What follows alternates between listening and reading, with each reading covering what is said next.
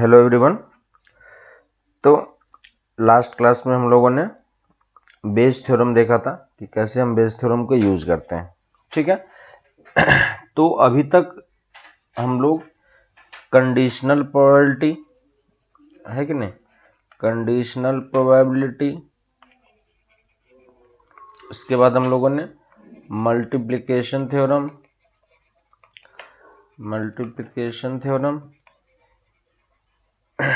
इसके बाद हम लोगों ने टोटल प्रोबेबिलिटी और हम लोगों ने बेस थ्योरम देखा है। ठीक है। तो ये सारे पार्ट हम लोग अभी तक कर चुके हैं और इसको अगर आप सीक्वेंस में पढ़ोगे तो आपको एक एक मतलब समझ में आता जाएगा, है ना, और सारे क्वेश्चन आप इजीली कर पाओगे। ठीक है। इसी चीज में इसी का नेक्स्ट पार्ट है हमारे पास रैंडम वेरिएबल। ठीक है। तो अब रैंडम वेरिएबल क्या होता है, जैसे आपको ऑलरेडी पता है। ठीक है। वेरिएबल क्या होता है, जो जिसकी वैल्यू फिक्स नहीं होती है ना। तो रैंडम वेरिएबल यहां पे किस तरीके से डिफाइन होता है उस चीज को हम देखते हैं। तो ये वो वाला रैंडम वेरिएबल नहीं है जो हम लोगों ने पहले किया था। ठीक है।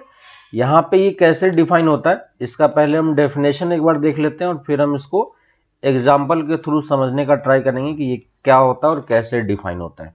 ठीक है। तो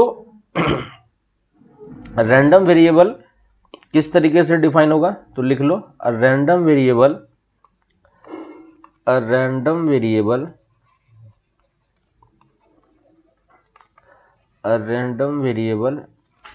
is a real valued function. A random variable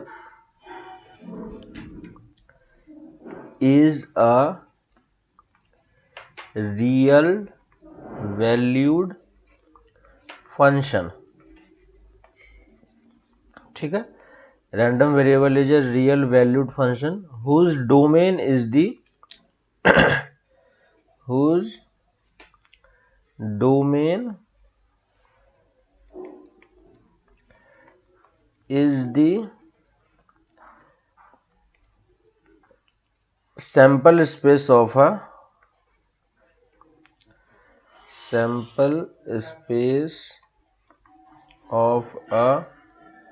random experiment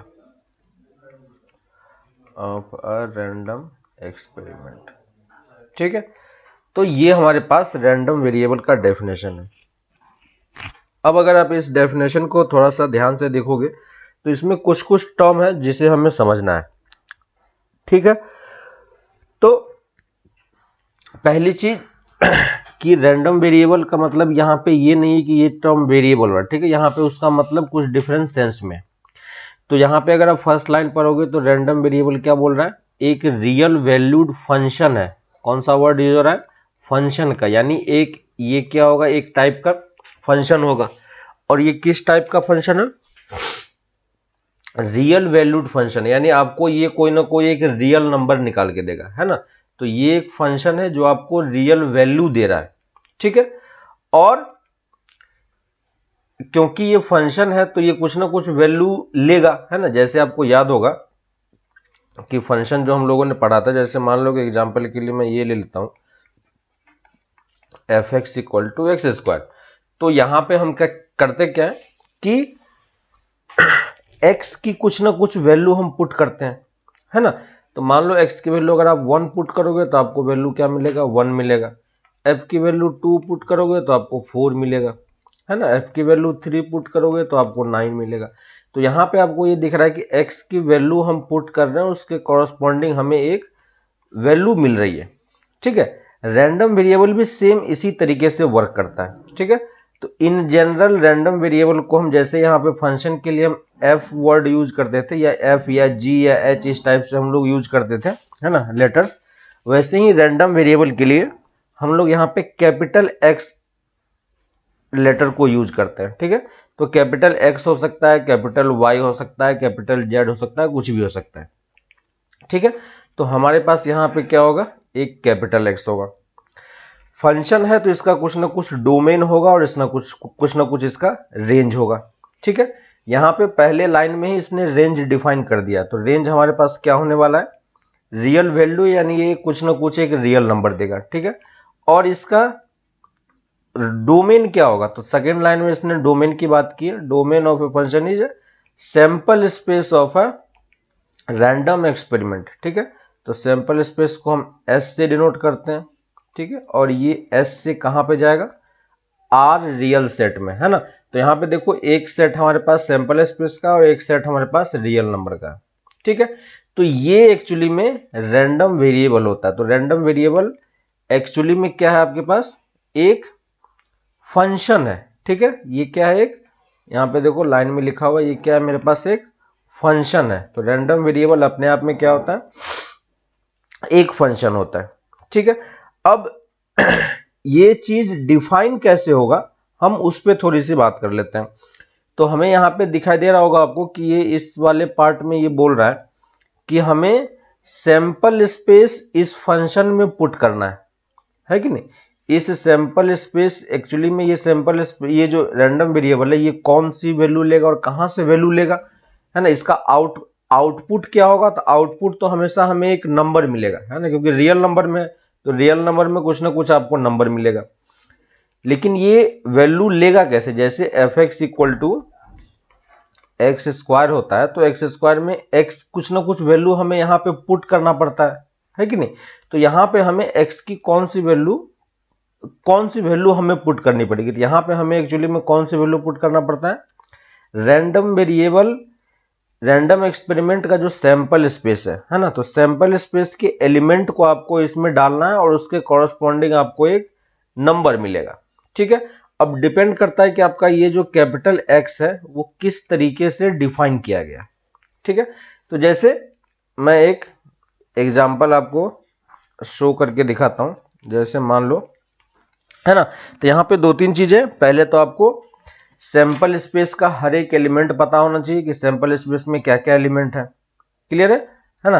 sample space का एलिमेंट आपको पता होना चाहिए। और दूसरी चीज कि हमारा रैंडम वेरिएबल किस तरीके से डिफाइन है वो हमें देखना है, ठीक है। तो लेट्स एज्यूम कि यहां पे मैं लिख रहा हूं टॉसिंग टू कॉइन्स साइमल्टेनियसली, ठीक है। टॉसिंग टू कॉइन साइमल्टेनियसली, यानी ये हमारे पास क्या हो गया, एक एक्सपेरिमेंट हो गया, है ना। और ये रैंडम एक्सपेरिमेंट हो गया, ठीक है। तो सबसे पहली चीज कि हमारे पास एक रैंडम एक्सपेरिमेंट होना चाहिए। यहां पे हमारे पास रैंडम एक्सपेरिमेंट क्या लिया मैंने, कि हमने दो कॉइन को टॉस किया। अब रैंडम एक्सपेरिमेंट होगा तो हमारे पास क्या होगा, फिर सैंपल स्पेस भी होगा। तो सैंपल स्पेस में एलिमेंट्स क्या क्या होंगे आपके पास, सैंपल स्पेस में आपके पास एलिमेंट होगा हेड हेड, क्योंकि दो कॉइन को टॉस कर रहे हो, हेड टेल, टेल हेड और टेल टेल, ठीक है। तो हमने रैंडम एक्सपेरिमेंट लिखा, सैंपल स्पेस लिख दिया, और सैंपल स्पेस में जो जो एलिमेंट है मैंने वो लिख दिया। अब यहां पे रैंडम वेरिएबल जो है एक्स डिफाइन इस तरीके से किया गया, ठीक है। तो लिख लो, if capital X is a random variable is a random variable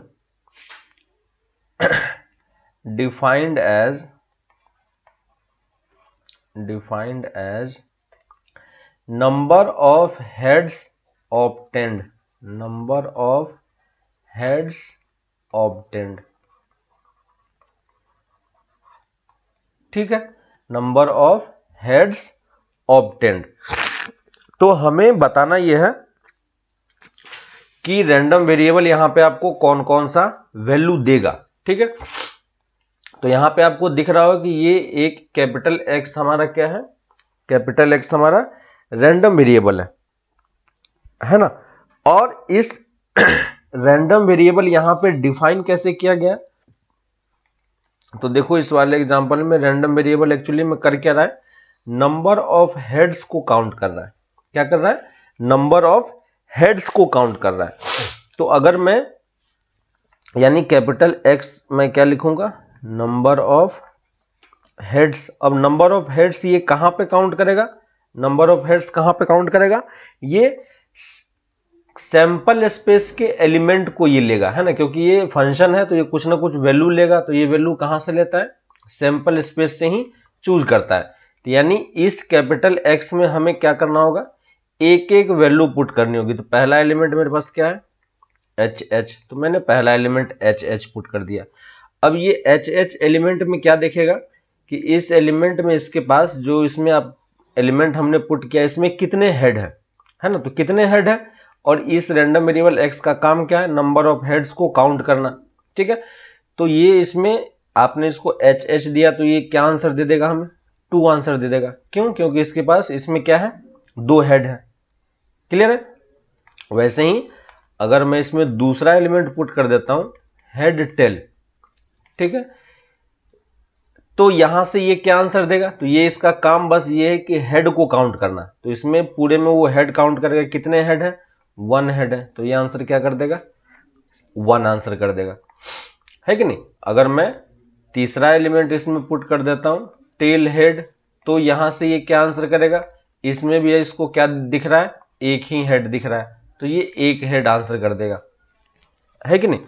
अगर मैं फोर्थ एलिमेंट ले लूं टेल टेल, तो अब ये इसमें क्या आंसर करेगा, तो यहां पे इसके पास आंसर क्या हो जाएगा, 0 हो जाएगा, ठीक है।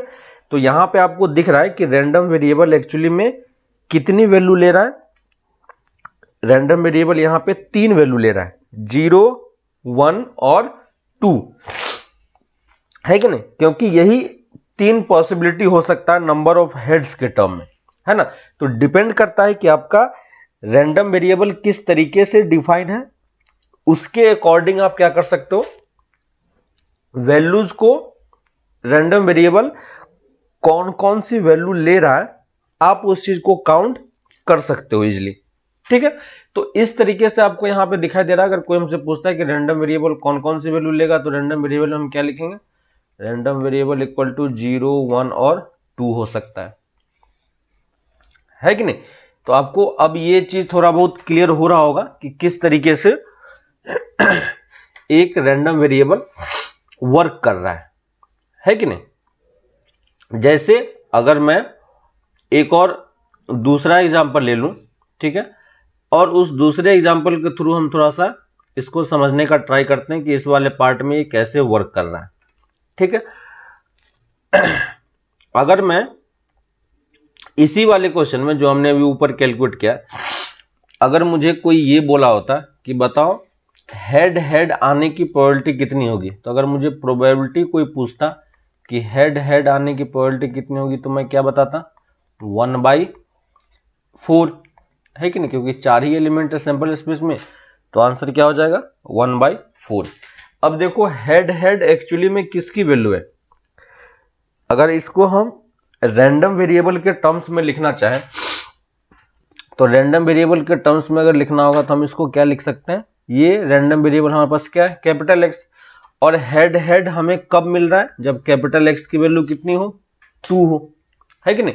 तो इसी हेड हेड की जगह पे आप क्या लिख सकते हो, कैपिटल एक्स इक्वल टू 2 भी लिखा जा सकता है ना, और इसका आंसर कितना होगा, 1/4 होगा, क्योंकि ये दोनों चीजें क्या है, सेम है, ये दोनों चीजें क्या है, सेम है कि नहीं। समझ में आ रहा है आपको, है ना। तो ये दोनों चीजें यहां पे सेम है, इसलिए हम इसको रैंडम वेरिएबल के टर्म्स में लिख रहे हैं। क्लियर है ना। इसको हम क्या कर रहे हैं, रैंडम वेरिएबल के टर्म्स में लिख के देख रहे हैं कि कैसे ये वर्क कर रहा है, ठीक है। तो इस टाइप से आप कुछ भी एक्सपेरिमेंट ले सकते हो, कुछ भी किसी भी टाइप का आप रैंडम वेरिएबल आप डिफाइन कर सकते हो, है ना। तो ये आपके ऊपर डिपेंड है, या क्वेश्चन में वो चीजें गिवन होती है कि रैंडम वेरिएबल हमने किस तरीके से डिफाइन किया है ना, और उसके अकॉर्डिंग वो क्या करता है, वो वैल्यूज हमें देता रहता है रैंडम वेरिएबल, ठीक है। आपके बुक में भी बहुत सारे एग्जाम्पल दिए हुए हैं रैंडम वेरिएबल के, आप उन सारे एग्जाम्पल्स को देखोगे तो आपको थोड़ा बहुत आइडिया मिलेगा कि कैसे रैंडम वेरिएबल डिफाइन हो रहा है ना। अगर मैं सेम क्वेश्चन में इस तरीके से करता कि जैसे मान लो एक और एग्जांपल मैं ले लेता हूं कि मेरे पास है ना, मेरे पास मान लो कुछ फैमिलीज हैं, ठीक है, कुछ फैमिलीज हैं और हर एक फैमिली में कुछ ना कुछ मेंबर्स हैं, ठीक है। तो मैं एक और एग्जांपल यहां पे आपको लिख के दिखा देता हूं, ठीक है। मान लेते हैं कि मेरे पास 10 फैमिली है, ठीक है। तो F1 F2 F3 F4 F5 F6 F7 F8 F9 और F10, ठीक है। हर एक फैमिली में कुछ कुछ नंबर्स ऑफ मेंबर्स हैं, ठीक है। तो इसमें मान लेते हैं नंबर्स ऑफ मेंबर 3 है, सेकंड वाले में 4 है, दूसरे में 3 है, इसमें 2 है, ठीक है, इसमें 5 है, इसमें 4 है, इसमें 3 है, इसमें 6 है, इसमें 4 है और ये 5 है, ठीक है। तो हमारे पास ये एक हमने हर एक फैमिली मेंबर, हर एक फैमिली में कितने, हमारे पास 10 फैमिली थे, ठीक है। और उन 10 फैमिली में कितने कितने मेंबर हैं इंडिविजुअल फैमिली में, वो हमारे पास ऑलरेडी अवेलेबल है डेटा, ठीक है। हम यहां पे क्या कर रहे हैं, यहां पे हम रैंडम वेरिएबल डिफाइन कर रहे हैं। क्या कर रहे हैं हम? रैंडम वेरिएबल डिफाइन कर रहे हैं। और वो रैंडम वेरिएबल क्या करेगा? Random variable number of, random variable यहां पे क्या करेगा, एक हम रैंडम वेरिएबल डिफाइन कर रहे हैं जो कि नंबर ऑफ मेंबर्स को काउंट करेगा, ठीक है। तो यहां पे हम कर देते हैं let's define a random variable, इसी में यहां आगे लिख लेते हैं let's define a random variable, random variable capital X, और इसका काम क्या है? इसका काम है नंबर ऑफ फैमिली मेंबर, ठीक है, नंबर ऑफ फैमिली मेंबर को काउंट करना है कि नहीं। तो अगर कोई मुझसे ये पूछता है कि कैपिटल X ऑफ F1 कितना होगा, तो आप क्या बताओगे? कैपिटल X ऑफ F1 कितना होगा? तो F1 में कितने मेंबर है? 3 मेंबर। तो ये क्या आंसर दे देगा? 3 आंसर दे देगा। दिखाई दे रहा है? क्योंकि हमने रैंडम वेरिएबल को इस तरीके से डिफाइन ही किया है। रैंडम वेरिएबल ऑफ F2 कितना हो जाएगा? रैंडम वेरिएबल ऑफ F2 4 हो जाएगा। रैंडम वेरिएबल ऑफ F3 कितना होगा? ये 3 होगा। रैंडम वेरिएबल ऑफ F4 कितना होगा? ये 2 हो जाएगा, है ना। तो रैंडम वेरिएबल का यहाँ पे काम क्या है? रैंडम वेरिएबल का काम है यहाँ पे नंबर ऑफ फैमिली मेंबर्स को काउंट करना, ठीक है। तो फैमिली मेंबर्स जितने जितने हैं उसके अकॉर्डिंग ये काउंटिंग कर रहा है ना, और वो आपको आंसर देता जा रहा है, ठीक है। तो ये मेरे पास F8 में 6 मेंबर है, F9 में मेरे पास 4 मेंबर है और F10 में मेरे पास 5 मेंबर है ना। तो देखो हर एक रैंडम वेरिएबल एक एक एलिमेंट को चूज कर रहा है और उसमें जितने मेंबर हैं उसको काउंटिंग करके वो दे रहा है। कोई मुझसे ये पूछता है कि रैंडम वेरिएबल यहाँ पे कौन कौन सी वैल्यू ले रहा है, तो कौन कौन सी वैल्यू ले रहा है रैंडम वेरिएबल? रैंडम वेरिएबल 3 ले रहा है, 4 ले रहा है, 2 ले रहा है, 5 ले रहा है और 6 ले रहा है ना। तो रैंडम वेरिएबल एक्चुअली में ये 5 वैल्यू ही ले रहा है, बाकी और सारी वैल्यू क्या हो रही है? बार बार रिपीट हो रही है, ठीक है। तो बाकी सारी वैल्यू रिपीट हो रही है, लेकिन वो रैंडम वेरिएबल डिस्टिंक्ट कितने वैल्यू ले रहा है? यही बस 5 वैल्यू ही ले रहा है। क्लियर है ना। तो ये 5 वैल्यू ये काउंटिंग कर रहा है। अब अगर कोई मुझसे ये पूछता है कि किसी ने x इक्वल टू 4 ले लिया, ठीक है, किसी ने मान लो, या किसी ने x इक्वल टू 3 ले लिया, तो x इक्वल टू 3 के कॉरस्पॉन्डिंग अगर कोई मुझे बोलता है कि random variable x equal to 3 है, तो random variable x equal to 3 है, तो इसमें कौन कौन सा फैमिली मेंबर होगा, है ना, कौन कौन सा फैमिली आएगा, तो जिसमें 3 एलिमेंट होंगे वो सारा एलिमेंट आएगा। तो कौन कौन सा आएगा, F1 आएगा, F3 आएगा और F9 आएगा। ठीक है, अगर मैंने रैंडम वेरिएबल 4 ले लिया तो रैंडम वेरिएबल 4 में हमारे पास कौन कौन से एलिमेंट आ जाएंगे, तो रैंडम वेरिएबल 4 में हमारे पास F2 है, F4 है, सॉरी F6 है और F9 है ना। यहाँ पे X3 में मेरे पास ये F6 होगा, ये 7 होगा। ठीक है, अगर मैं रैंडम वेरिएबल 2 ले लेता हूं तो रैंडम वेरिएबल 2 के लिए आंसर क्या होगा, सिर्फ F4 होगा। रैंडम वेरिएबल अगर 5 होता है तो इसके कॉरस्पॉन्डिंग कौन कौन सा एलिमेंट आपके पास आएगा, F5 में F5 आएगा और F10 आएगा। ठीक है, और रैंडम वेरिएबल 6 में आपके पास कौन कौन सा एलिमेंट आएगा, F8 आएगा। ठीक है, अब देखो, आप ध्यान से देखोगे तो हर एक रैंडम वेरिएबल यही बस 5 वैल्यू ये अटेंड कर रहा है कि नहीं, और इसी 5 वैल्यू के कॉरस्पॉन्डिंग देखो आपका सारा एलिमेंट डिवाइड हो गया, है ना। यानी अब देखो किसी भी दो रैंडम वेरिएबल के बीच में अगर आप देखोगे तो क्या कोई कॉमन पार्ट आपको दिखाई दे रहा है, कभी भी कुछ कॉमन नहीं होगा, है ना। तो कोई सा भी आप रैंडम वेरिएबल एक्चुअली में ले लो, आपको कोई भी कॉमन पार्ट यहां पे दिखाई नहीं पड़ेगा। क्लियर है। और अगर हमसे कोई ये पूछता कि ये बताओ, कि कोई मुझसे ये बोलता कि ये बताओ probability of F1 F3 F7 कितना होगा, है ना। तो टोटल कितने फैमिली हैं, टोटल 10 फैमिली, उसमें से ये 3 फैमिली को हम प्रोबेबिलिटी कैलकुलेट कर रहे हैं, तो आंसर कितना हो जाता, 3/10, है कि नहीं, क्या होता आंसर, 3/10। इसी चीज को मैं किस तरीके से लिख सकता था, कैपिटल X इक्वल टू 3 भी लिख सकता था मैं, है कि नहीं, क्योंकि देखो कैपिटल X इक्वल टू 3 के कॉरस्पॉन्डिंग कौन कौन सा एलिमेंट है हमारे पास, F1 F3 और F7, 3 एलिमेंट है। ठीक है, तो इसको मैं डायरेक्टली इस तरीके से भी 3/10 भी लिखा जा सकता था, है ना। तो अब हमें प्रोबेबिलिटी किसके टर्म में पढ़ना है, रैंडम वेरिएबल के टर्म में बोलता। अगर किसी ने मुझे कैपिटल X इक्वल टू 5 बोला होता तो इसमें हम प्रोबेबिलिटी कितनी निकालते, तो देखो 2 फैमिली आ रहा है तो 2 टोटल फैमिली कितना है, 10। ठीक है, अगर कोई मुझे probability of capital X equal to 4 पूछा होता तो हम कितना आंसर करते हैं, देखो 4 में कितना है, 10 है। कैपिटल X इक्वल टू 2 पूछा होता तो कितना होता, 1/10, है ना। और कैपिटल X इक्वल टू 6 का प्रोबेबिलिटी किसी ने पूछा होता तो ये भी कितना होता, 1/10।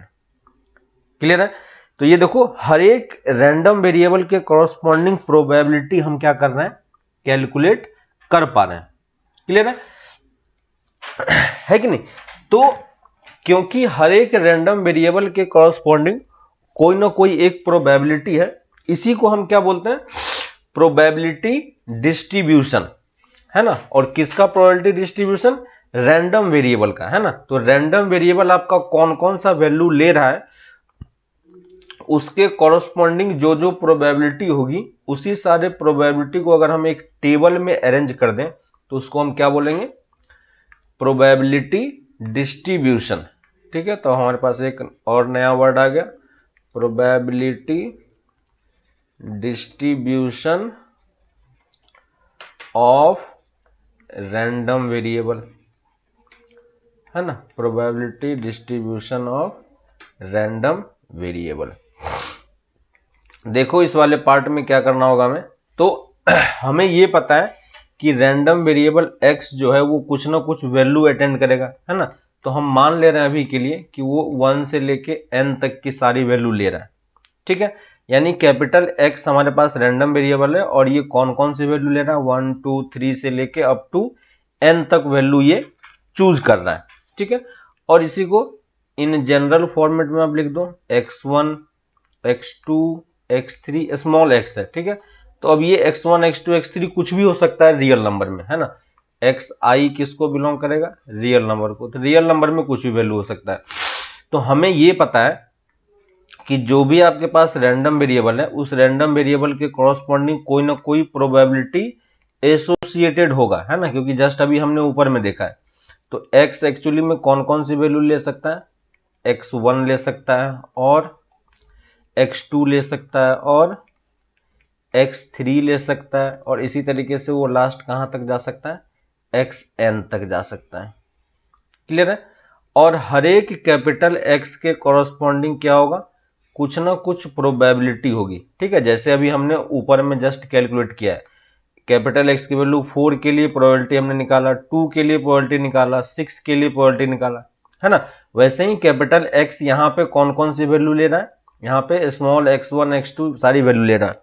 ठीक है, हर एक के कॉरस्पॉन्डिंग कोई ना कोई एक वैल्यू होगी जिसको मैं स्मॉल p1 p, है ना, p1 p2 p3 small p3 से डिनोट कर रहा हूं। ठीक है, ये pn है।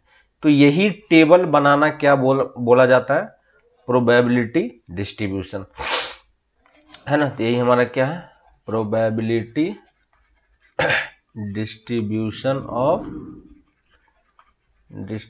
ऑफ रैंडम वेरिएबल, है ना। यानी रैंडम वेरिएबल पहले आपको पता करना है कि रैंडम वेरिएबल कौन कौन सी वैल्यू ले रहा है और उसके कॉरस्पॉन्डिंग कौन कौन सी प्रोबेबिलिटी आ रही है, बस हमें वो कैलकुलेट करना है।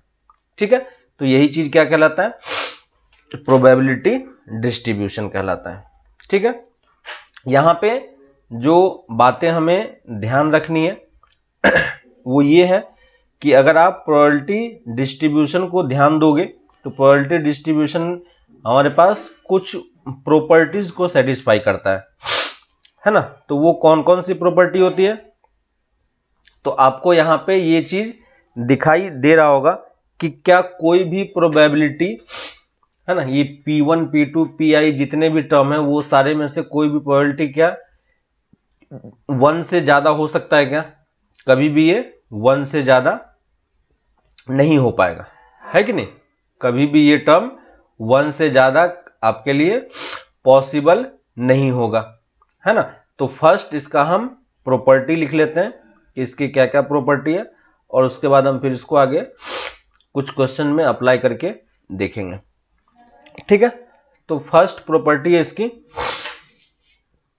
फर्स्ट प्रॉपर्टी इसकी कितनी क्या है तो इसकी प्रॉपर्टी लिख लो, property of probability distribution, property of probability distribution. ठीक है, तो पहला जो कंडीशन है वो ये होना चाहिए कि जो आपके पास पी आई है वो हमेशा क्या होना चाहिए, जो आपका पी आई है वो ऑलवेज क्या होना चाहिए, 0 से 1 के बीच में लाई करनी चाहिए, है ना। यानी ये जितनी भी कॉरस्पॉन्डिंग वैल्यू ये सब क्या है, प्रोबेबिलिटी है। तो प्रोबेबिलिटी तो हमेशा 0 से 1 के बीच में लाई करती हैं। और दूसरा कंडीशन, जितने भी आपके पास प्रोबेबिलिटी आया है, ठीक है, P1 P2 P3 up to Pn, इन सबको अगर आप ऐड करोगे तो हमेशा आपको कितना मिलना चाहिए, 1 ही मिलना चाहिए, है ना। जैसे देखो यहाँ पे मेरे पास कितनी वैल्यू थी x की ये 5 वैल्यू थी। इन पांचों के कॉरस्पॉन्डिंग देखो प्रोबेबिलिटी क्या क्या मिला है, 3/10 प्लस 2/10 प्लस 3/10 प्लस 1/10 प्लस 1/10। देखो 3/10 2/10 3/10 1/10 और 1/10 सबको आप ऐड करोगे तो हमेशा वैल्यू कितनी मिलेगी, 1 मिलेगी, है ना। तो प्रोबेबिलिटी डिस्ट्रीब्यूशन अगर आपको कैलकुलेट करना है तो आपको ये दो क्राइटेरिया हमेशा चेक करना पड़ेगा। अगर कोई आपको एक टेबल बना के दे देता है कि ये प्रोबेबिलिटी डिस्ट्रीब्यूशन है तो चेक करके बताओ कि क्या वो सही है या नहीं, तो ये दोनों कंडीशन क्या होना चाहिए, सेटिस्फाई करना चाहिए, है ना। एक्सरसाइज में आपका पहला क्वेश्चन इसी पे सेम बेस्ड है, जहां पे वो आपसे पूछा है कि बताओ ये प्रोबेबिलिटी डिस्ट्रीब्यूशन सही है या नहीं है। ठीक है, तो बस हमें ये टेबल से चेक करके बताना है। ठीक है, जैसे मान लो कि यहां पे किसी ने मुझे ये टेबल एक बना के दे दिया, ठीक है, प्रोबेबिलिटी डिस्ट्रीब्यूशन के लिए मुझे एक इस टाइप का टेबल किसी ने बना के दे दिया, ठीक है। किसी ने रैंडम वेरिएबल लिया, मैंने लिया रैंडम वेरिएबल की वैल्यू 0 1 2 3 ऐसी सारी वैल्यू है, मान लो इसने 4 वैल्यू लिया, ठीक है। और हर एक के कॉरस्पॉन्डिंग हमारे पास वैल्यूज जो प्रोबेबिलिटी है वो प्रोबेबिलिटी ये मिला हुआ है ना। तो capital X equal to XI, तो यही हमारा क्या है, प्रोबेबिलिटी डिस्ट्रीब्यूशन टेबल है, ठीक है। अब किसी ने यहाँ पे प्रोबेबिलिटी लिखी 1/2 1/3 1/4 1/5, ठीक है। और इजी के लिए हम यहाँ पे इसको 1/2 कर देते हैं और ये 1/3 कर देते हैं, मान लो ऐसा कुछ है। तो किसी ने मुझे ये दे दिया, वो पूछेगा हमसे कि बताओ ये पॉसिबल है या नहीं, है ना। क्वेश्चन है इज दिस, लिख लो question, is this probability distribution possible और नॉट, क्या ये पॉसिबल है या नहीं। तो हमें क्या चेक करना पड़ेगा, एक्चुअली में हमें ये दोनों कंडीशन चेक करनी है। अगर ये दोनों कंडीशन सेटिस्फाई हो जाएगा तो ये चीज क्या होगा, ये चीज ट्रू होगा, नहीं तो ये फिर गलत प्रोबेबिलिटी डिस्ट्रीब्यूशन है, ठीक है। तो पहला कंडीशन चेक करते हैं, हर एक इंडिविजुअल टर्म देखो 0 से 1 के बीच में है, ये 0 से 1 के बीच में है, ये भी है, ये भी है, ये भी है, यानी पहला कंडीशन तो सेटिस्फाई हो रहा है। दूसरा कंडीशन बोल रहा है सबका सम क्या होना चाहिए, आपका सबका सम आपका 1 होना चाहिए, ठीक है। तो सबका सम करो 1/2 प्लस 1/2 प्लस 1/3 प्लस 1/3, देखो इसी दोनों का टर्म ही 1 हो रहा है, यानी ये टोटल सम एक्चुअली में क्या है, ग्रेटर देन 1 है कि नहीं। तो क्या ये प्रोबेबिलिटी डिस्ट्रीब्यूशन पॉसिबल है, ये प्रोबेबिलिटी डिस्ट्रीब्यूशन पॉसिबल नहीं हो पाएगा, ठीक है। तो हम यहां पे क्या बोलेंगे कि दिस इज नॉट पॉसिबल, ठीक है, दिस इज नॉट पॉसिबल। तो आप डिफरेंट टाइप्स के क्वेश्चंस देखोगे, है ना, बुक में आपको क्वेश्चंस वगैरह दिए हुए हैं, तो उन सारे क्वेश्चंस को आप ट्राई करोगे तो आपको थोड़ा सा आइडिया मिलेगा कि कैसे हम प्रोबेबिलिटी डिस्ट्रीब्यूशन को कैलकुलेट करते हैं, ठीक है। तो एक क्वेश्चन तो आपको इस टाइप का आता है कि जहां पे आपको ये चेक करना होता है कि हमारे पास क्या हो रहा है, ठीक है। दूसरा आपको ये क्वेश्चन होगा कि आपको खुद से पहले प्रोबेबिलिटी डिस्ट्रीब्यूशन रैंडम वेरिएबल बनाना पड़ेगा, है ना। और रैंडम वेरिएबल बनाने के बाद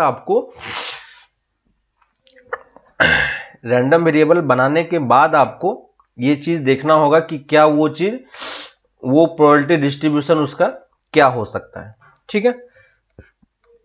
तो इसके लिए हम लोग एक क्वेश्चन कर लेते हैं और देखते हैं कि इसमें क्या क्या चीजें पॉसिबल है, ठीक है। तो क्वेश्चन लिख लो एक, 2 cards are drawn successively, 2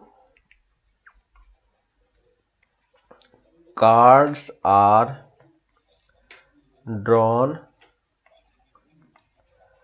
successively, है ना, एक के बाद एक कार्ड को ड्रॉ हो रहा है विद रिप्लेसमेंट, है ना, विद रिप्लेसमेंट, यानी एक कार्ड निकाल रहा है, चेक कर रहा है, फिर उसको वापस से रख दिया जा रहा है, replacement from a deck of card,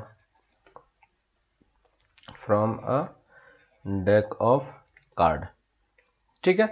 तो एक डेक ऑफ कार्ड से इस तरीके से हो रहा है। फाइंड दी, क्वेश्चन है find the probability distribution of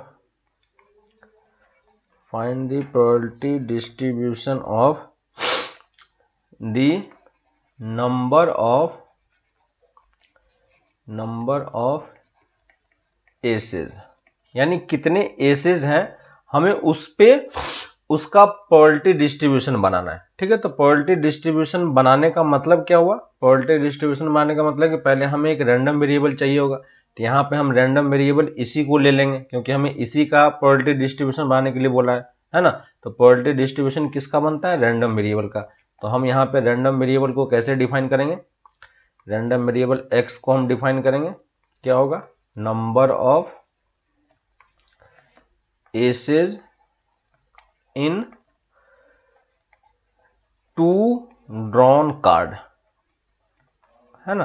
तो अब दो कार्ड है, मान लो मेरे पास पहला कार्ड है और दूसरा कार्ड है। तो अब सोचो कि रैंडम वेरिएबल x जो है, पहले हमें ये सोचना है कि ये रैंडम वेरिएबल x एक्चुअली में कौन कौन सी वैल्यू ले सकता है ना। उसके अकॉर्डिंग अगर वैल्यू आपको पता चल जाएगी, तब आप क्या करोगे कि आप निकाल पाओगे कि उसमें उसके कॉरस्पॉन्डिंग कौन कौन सा प्रोबेबिलिटी निकल रहा है कि नहीं। तो रैंडम वेरिएबल की वैल्यू जब तक पता नहीं होगी तब तक हम रैंडम प्रोबेबिलिटी डिस्ट्रीब्यूशन कैसे बनाएंगे, क्लियर है। तो सबसे पहले हमारा काम है कि ये देखना कि रैंडम वेरिएबल कौन कौन सी वैल्यू ले रहा है। तो अब आप सोचो कि हमारे पास कितने प्लेसेस हैं, हमारे पास दो प्लेसेस है ना, यानी क्योंकि दो कार्ड चूज हो रहा है, तो ये मेरा फर्स्ट कार्ड है और ये मेरा सेकेंड कार्ड है। और ये एक्चुअली में x जो है वो एक्चुअली में क्या काउंट करेगा, ये नंबर ऑफ एसेस को काउंट करेगा, यानी दोनों में से किसी एक पे भी एस आ जाए तो वो उसको कितना बता देगा, 1 बता देगा। तो क्या क्या पॉसिबिलिटी हो सकती है, फर्स्ट कार्ड क्या हो सकता है, फर्स्ट कार्ड या तो, है ना, तो यहां पे देखो क्या क्या हो सकता है, फर्स्ट कार्ड या तो एस हो सकता है ना, या और सेकेंड कार्ड एस नहीं हो सकता है ना। तो नहीं को मैंने इस तरीके से बाहर से डिनोट किया। दूसरा केस, पहला कार्ड एस नहीं हो सकता है, दूसरा कार्ड एस हो सकता है। थर्ड केस, पहला कार्ड भी एस हो जाए और दूसरा कार्ड भी एस हो जाए। और फोर्थ केस, पहला कार्ड भी एस नहीं हो और दूसरा कार्ड भी एस नहीं हो, क्लियर है। तो ये चार पॉसिबिलिटी ही पॉसिबल है, और कोई इसके अलावा आप नहीं सोच पाओगे कुछ भी कि क्या चीज है, ठीक है। अब देखो, अगर ये वाला पेयर बनता है, यानी दो कार्ड आपने चूज किया, दो कार्ड में से एक कार्ड मुझे एस मिला और एक कार्ड एस नहीं मिला, तो रैंडम वेरिएबल यहाँ पे क्या आंसर करेगा, ये क्या कर रहा है, नंबर ऑफ एसेस को काउंट कर रहा है। तो उसे कितने एसेस दिखाई पड़ेंगे, 1, तो वो आंसर क्या कर देगा, 1। इस वाले में ये क्या आंसर करेगा, यहाँ भी उसको एक एसेस दिखाई दे रहा है। इस वाले में उसे कितने एसेस दिखाई दे रहे हैं, 2, तो वो 2 आंसर कर देगा। और इस वाले में उसे ना ही यहाँ पे एसेस मिल रहा है, यहाँ मिल रहा है, तो ये क्या आंसर कर देगा, 0, क्लियर है। यानी रैंडम वेरिएबल x जो है यहाँ पे एक्चुअली में कौन कौन सी वैल्यू ले रहा है, 0, 1 और 2, ये 3 वैल्यू ही ले रहा है कि नहीं। यानी हमें अब एक टेबल बनाना है इस टाइप का, जिसमें रैंडम वेरिएबल क्या होगा, ये कैपिटल X होगा, और कैपिटल X कौन कौन सी वैल्यू लेगा, या तो 0 लेगा या 1 लेगा या 2 लेगा। और इसी के कॉरस्पॉन्डिंग प्रोबेबिलिटी कितनी कितनी होगी, है ना, इसी के अकॉर्डिंग प्रोबेबिलिटी कितनी कितनी होगी वो सब हमें लिखना है। यानी हमें क्या क्या निकालना है, जब x कैपिटल X 0 हो उसकी प्रोबेबिलिटी कितनी होगी, जब कैपिटल X 1 हो उसकी प्रोबेबिलिटी कितनी होगी, और जब कैपिटल X 2 हो उसकी प्रोबेबिलिटी कितनी होगी, है कि नहीं। तो अब ये बताओ कि कैपिटल X 0 होने का मतलब क्या हो गया, कि देखो x की वैल्यू, कैपिटल X 0 होने का मतलब क्या है कि ना ही पहले वाले पे एस आ रहा है ना ही दूसरे वाले पे एस आ रहा है। तो पहले वाले पे एस नहीं आने की प्रोबेबिलिटी कितनी होगी, है ना। और ये दोनों इवेंट क्या है, इंडिपेंडेंट है, आप चेक कर पाओगे, है ना, क्योंकि रिप्लेसमेंट हो रहा है। तो फर्स्ट वाले पे एस नहीं आने की प्रोबेबिलिटी कितनी होगी, तो टोटल एस कार्ड कितने होते हैं, 4, तो हमें 4 में से नहीं चूज करना है, तो कितना हो जाएगा 48/52, और दूसरा भी एस कार्ड नहीं होना चाहिए, तो कितना होगा 48/52, क्लियर है। तो यहां से आप सॉल्व कर पाओगे इसको ना, 4 से ऊपर नीचे कैंसिल हो जाना है, ठीक है। तो आंसर यहां से आएगा आपका 144/169, चेक करना आप। कैपिटल X इक्वल टू 1 का मतलब क्या हो गया, तो देखो कैपिटल X इक्वल टू 1 आपको कहां कहां मिला है, ये वाला भी मिला है और ये वाला भी मिला है ना। इसका मतलब यहाँ पे दो केसेस पॉसिबल है। कौन कौन सा केसेस, पहले वाले पे एस मिल जाए, तो पहले वाले पे एस मिलने की प्रोबेबिलिटी कितनी होगी, 4/48, और दूसरे वाले पे एस नहीं मिले तो दूसरे वाले पे एस, सॉरी यहाँ पे 52 हो जाएगा, और दूसरे वाले पे एस नहीं मिलने की प्रोबेबिलिटी कितनी होगी 48/52 प्लस दूसरा केस, क्योंकि 1 मुझे यहां भी मिल रहा है तो इसको भी हमें ऐड करना पड़ेगा। तो ये क्या, पहले वाले पे एस नहीं मिले तो कितना होगा 48/52 और 4/52। क्लियर है? इसको भी अब अगर आप सॉल्व करके लिखोगे है ना, तो ये कितना आता है 24/169। ठीक है, अब चेक करना। और कैपिटल X इक्वल टू 2 मतलब क्या हो गया कि दोनों पे एस आ रहा हो, तो दोनों पे एस आने का मतलब 4/52 इंटू 4/52 है ना, और इस दोनों को सॉल्व करेंगे तो आंसर कितना आ जाएगा 1/169 है ना। तो देखो मैंने हर एक के कॉरस्पॉन्डिंग प्रोबेबिलिटी कैलकुलेट कर ली, तो आप इसको बस इस टेबल में फिल कर दो। तो यहाँ पे कितना हो जाएगा 144/169, 24/169 और ये 1/169। ठीक है, इन तीनों का सम एक्चुअली में कितना होना चाहिए 1 होना चाहिए है ना। तो आप ऐड करके देख लो, इन सब का सम यहाँ पे 1 मिलेगा है ना। तो अगर आप कहीं पे गलती भी करते हो तो भी आप ये क्रॉस चेक कर सकते हो। तो यही हमारा क्या है प्रोबेबिलिटी डिस्ट्रीब्यूशन, यही हमारा क्या है प्रोबेबिलिटी डिस्ट्रीब्यूशन। ठीक है, तो इस तरीके से आप क्वेश्चंस को यहाँ पे ट्राई कर सकते हो है ना। तो प्रोबेबिलिटी डिस्ट्रीब्यूशन में आपको बेसिकली ऐसे ही क्वेश्चन पढ़ने हैं, ठीक है, और इतने ही क्वेश्चन पढ़ने। इसके अलावा बुक में और भी बहुत सारा मीन वेरिएंस वगैरह दिया हुआ है, तो वो वाला पार्ट आपको नहीं करना है। ठीक है, तो इस वाले चैप्टर में और इस वाले पार्ट में अगर कहीं पे आपको जब आप क्वेश्चन करोगे है ना, तो क्वेश्चन में आपको कहीं कहीं पे इस टाइप के टर्म दिखाई पड़ेंगे, ई ऑफ एक्स टाइप का टर्म दिखाई पड़ेगा, वी ऑफ एक्स टाइप का टर्म दिखाई पड़ेगा है ना, सिग्मा ऑफ एक्स टाइप का टर्म दिखाई पड़ेगा। तो जहां पे भी आपको इस टाइप का टर्म दिखाई पड़ेगा, इन सारे क्वेश्चन को क्या करना है स्किप कर देना है, क्योंकि ये अब हमारे सिलेबस में नहीं है। ठीक है, तो बेसिकली जहां पे टेबल वगैरह सब क्रिएट करना है वो सब सारे क्वेश्चन आप लोग ट्राई कर सकते हो, वो सारे क्वेश्चन आपका हो जाएगा। तो एक्सरसाइज 13.4, ठीक है, तो एक्सरसाइज 13.4 में क्वेश्चन नंबर 1 2 इसके इस चैप्टर के सारे क्वेश्चन हमें नहीं करने क्योंकि बाकी सारा क्वेश्चन फिर दूसरे टाइप का है। ठीक है, तो अप टू क्वेश्चन नंबर 9 तक, ठीक है, अप टू क्वेश्चन नंबर 9 तक आप कर सकते हो है ना, टू क्वेश्चन नंबर 9। ठीक है, तो इस वाले पार्ट में इतना ही करना है, इसके आगे के एक्सरसाइज भी हमें नहीं करने हैं। ठीक है, तो इसके आगे अभी एक और एक्सरसाइज है 13.5, ठीक है, तो 13.5 भी हमें नहीं करना है। इसके अलावा मिसलेनियस में बहुत सारे क्वेश्चन हैं जिसमें आपको बताया कि किस टाइप के क्वेश्चन को आपको स्किप करना है, तो उस टाइप के क्वेश्चन को स्किप करके आप बाकी सारे क्वेश्चन ट्राई कर सकते हो। ठीक है, तो वो मैं क्लास में मार्क करा दूंगा कि मिसलेनियस के कौन कौन से क्वेश्चन करने है ना।